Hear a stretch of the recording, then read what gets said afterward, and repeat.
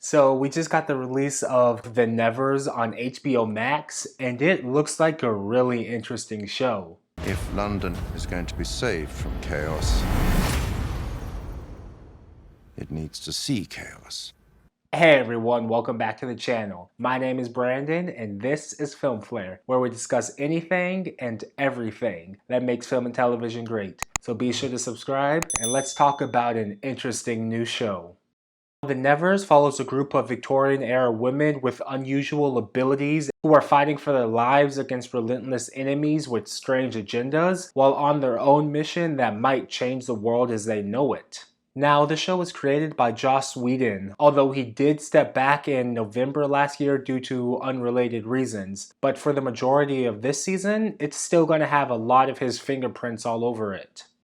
The show feels incredibly similar to Carnival Row, starring Cara Delevingne and Orlando Bloom, over on Amazon Prime Video. If you're a fan of that series, you'll most likely enjoy this one too.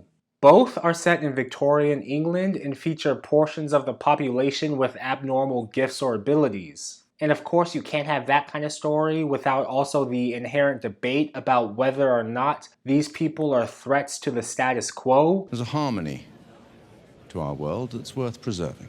And just how this minority group should be treated by society. But because that in itself would make for a less than stellar story, they also throw in some mysterious killings and some fantasy to spice things up.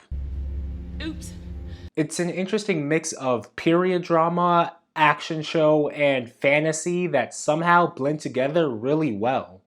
So far from the pilot, the biggest strength of the show is its number of interesting characters and great actors playing them. There's not a single character that doesn't have an intriguing part of the story to play. They all bring something unique and interesting to the table, from Nick Frost as a sort of underground mob boss to James Norton as the Playboy sex club owner. But the real stars of the show are of course the duo of Laura Donnelly and Skelly as our main characters. The two of them are opposites but complement each other perfectly. Anne plays Penance. She's thoughtful and intentional with her words, and a master tinkerer whose gifts allow her to build some truly unique technology for the time. And Laura plays her partner Amalia, her best friend who's quick to speak her mind and more at peace in a fight than standing still. Together, they run an orphanage/school for young girls with these strange abilities, or the Touched as they're referred to in the show. Now, while the Touched have been thought to have been exclusively women, there are a couple of male characters who also have powers, and it'll be interesting to find out what happened to them and see where their stories lead as well.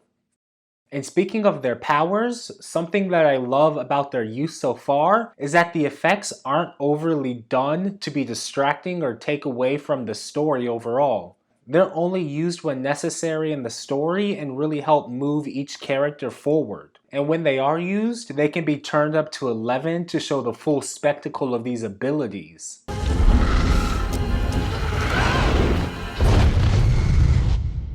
Another great strength of this pilot episode are the mysteries it introduced. The show's first big set piece involves our main characters fighting and being chased by these men with strange and scarred faces attempting to kidnap a touched girl. We don't get to know much else about them except they've probably been doing this for a while. Not too long after that, we find out there's a serial killer running around town killing touched girls among other people. She's first introduced to us as a deranged woman with powers, but I think there's really more to this character and storyline beyond just a crazy woman and her henchmen causing chaos. And that's not even all of it. There were a couple more mysteries and plot lines that were teased to come as well. This show is slated to only have 6 episodes this season, and it looks like there's a ton of ground to be covered, so it should be pretty fast paced. And if the remaining 5 episodes are as good as the first, I'm sure the show will be fast-tracked for a second season and more episodes to come. But what are your thoughts on The Nevers? Let me know in the comments below. New episodes air Sundays on HBO Max. But before you go and watch that, please do be sure to give this a like and subscribe for more reviews like this. We've got new content coming out every Tuesday and Friday. But until next time, have a great day and don't forget to watch a great show. Bye. Attached. A part of something much bigger.